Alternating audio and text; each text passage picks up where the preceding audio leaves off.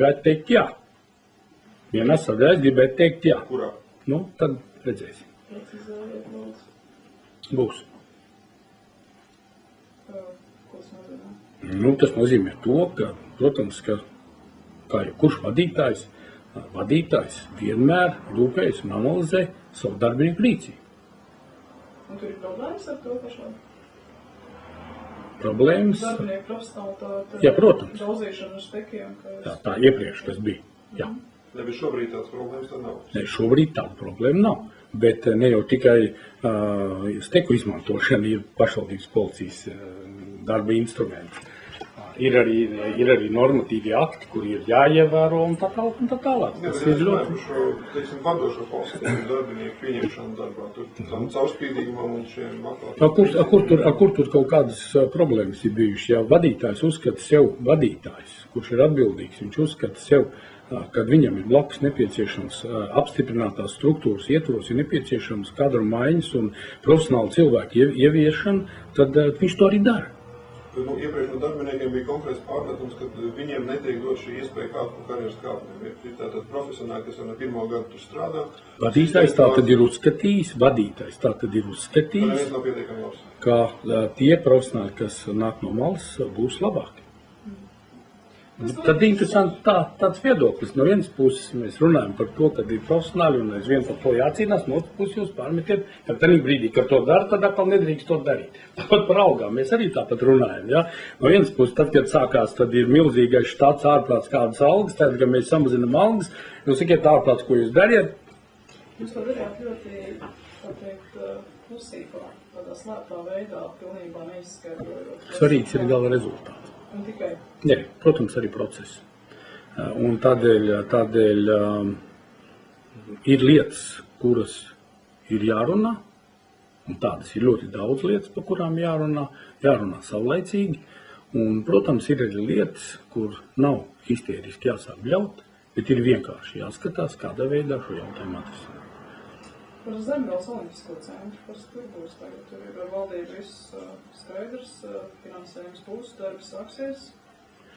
Jā, tātad šobrīd šīs nedēļas sākumā Olimpiskā komiteja saņēmusi valsts kasas vēstuli, kurā ir dot atļauja strādāt pie jaunu kredītu saņemšanas. Tas nozīmē, ka tiks izsludināts noteikti no Olimpiskās komitejas puses konkurss par līdzekļu iesaisti. Un tad strādās Olimpiskais centrs, Zemgales Olimpiskais centrs pie savu kredīta portfeļa. Un nākošā gadā visam vajadzētu būt kārtībā. Tas nozīmē, ka varētu tā kā mazliet atlikties tā pabeigšana, sporta kompleksa pabeigšana? Es domāju, ka šobrīd vairs runāt par decembri mēs nevaram. Nē. Jo ir viens ļoti tāds arī, protams, es saprotu, ka valstī ir problēmas un ir ļoti grūti un ir ļoti daudz lēmumu jāpieņem, bet ja, teiksim, 4 mēnešu laikā nevar pieņemt lēmumu par 1,7 miljonu parāda nosekšanu un naudas atpludināšanu uz Zemgales Olimpisko centru, tas nav īsti pareizi. To mēs nākošu nedēļu ļoti rūpīgi risināsim. Līdzekļu piesaista, tas arī būs process, fiziski darbi, kad mēs domājam, ka es negribu sākt ātrāk, kamēr man nebūs pilnīgi visi lēmumi par finansēm, jo uz kaut kādiem solījumiem tas ir pārāk riskanti šodien, to nedrīkst darīt. Ko jūs varētu teikt saistībā ar iepriekš jums adresētiem pārmetumiem par šo līdzfinansējumu palielināšanu 70% apmērā? Jo neizprātni ir bijusi kādēļ, tas ir tik liels. Kā? Laikā, kad... Respektīvi, pagājušā gada decembrī tika palielināts līdzfinansējums. Tātad Zemgales Olimpiskā centra finansēšanas mehānisms un kārtība. Tātad pirmkārt tika izstrādāts projekts, kuru toreizējās cenas bija 10 miljoni. Mēs gan viņu pat vēl samazinājām pašu finansējumu un nolēmām, ka tie būs 10 miljoni, kurus mēs solidāri ar Olimpisko komiteju tātad ieguldīsim projektā. Tad, kad mēs atvērām paketes, celtniecības piedāvājumu, šī summa bija 16 komandas. Tas nozīmē, ka bija jādomā par to, kādā veidā vai nu tad ceļam, vai neceļam, jo 6 miljonu, turpat 7 miljonu nebija. Līdz ar to tika meklētas dažādākās iespējas, tika pieņemts lēmums par objektu celtniecību, bet finansējumu piesaisti. Un tādējādi arī šobrīd notiek šī gan valsts galvojuma piesaisti caur Latvijas Olimpisko komiteju, gan arī mūsu finansējuma pārstruktūrēšanu, virzību, lai šo te piesaiktu to finansu trūkumu. Tad Zeltas celtniecība nesākās gadījumā 8. gada mājā darbi? Varēja būt. Lēmums par līdzfinansējumu palielināšanu tika pieņemts decembrī. Jā. Šos darbus Bet arī jau pēc krīzes sākusies, un tad tā krīze iet plašumā, un celtniecības nozarē visizteiktāk droši vien valstī. Kaut kā tas neiet kopā tā milzu palielināšana. Jā, viņi jau nekas jau nebija palielināts. Tāpat kā viņi bija šie pie konverta atvērsiens, šie 16 miljoni tādi viņi arī šodien ir. Viņi jau nav mainījušies, absolūti nemaz. Decembra mēnesī mēs pieņēmām lēmumu par ilgtermiņa saistībām 10 gadu garumā, 232 000 katru gadu Zemgales olimpiskajam centram, lai Zemgales olimpiskais centrs varētu norēķināties ar kreditoriem. Jo, kā atceraties, tika pieņemts lēmums, ka pašvaldības šajā gadā nedrīkstēs ņemt kredītus, tādējādi kredītu ņem Zemgales olimpiskais centrs, un šī nauda ir kā nodrošinājuma Zemgales olimpiskā centra kredīta saistību kārtošanai. Un kā ir apkurs nodrošināšanas šajā objektā arī dzirdēts tās kā izbrīns, kad nav uzstādīts individuāls gāzes kapls, bet tiek izmantota centrālā apkurs sistēma no pilsētas. Kāpēc jūs domājat, ka individuālais kapls būs racionālāks un labāks? Tā ir ierasta praksa un tikai vieniem iemeslu dēļ. Kāda ierasta praksa? Kurā vietā?